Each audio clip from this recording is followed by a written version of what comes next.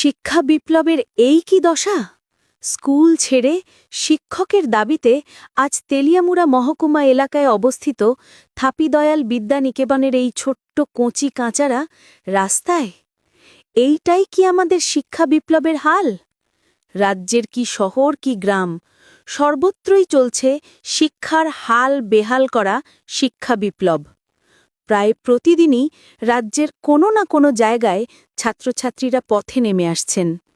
কি কাঞ্চনপুর, কি সাবরুম, কি রামরাইবাড়ি, আর আজ তেলিয়ামুড়ার থাপিদয়াল বিদ্যানিকেতন।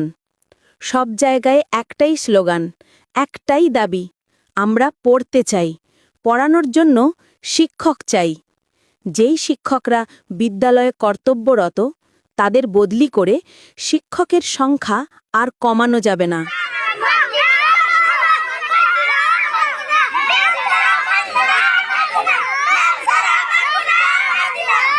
সমস্যা আপনারা সমস্যা হলো স্কুল ইংলিশ স্কুল হয়েছে, স্কুলের মধ্যে মাস্টার নাই।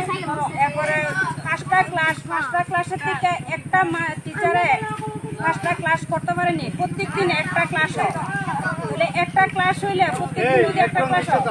পরীক্ষা দিলে পরীক্ষা রেজাল্ট দেওয়ার সময় গার্জেন দেখা হইলে তারা নাম্বার কম পাইছে, তারা পরীক্ষা পড়া দিতে পারে না, তাহলে তো স্কুল মাস্টারই নাই। মাস্টার ছাড়া স্কুল কেমনে ক্লাস হইব?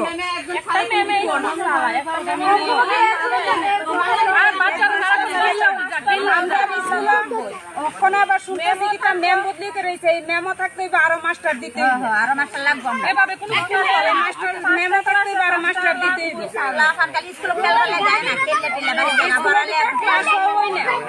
স্কুলে শুধু আমরা বাচ্চা খেলে লেখা এরপরে জায়গা, কিন্তু টাইমে তো ছুটি ঠিক যা পরে আমরা বাড়িতে পড়াই। স্কুল বিদ্যালয়ে ক্লাস না, স্কুলে কি করে ক্লাস হব?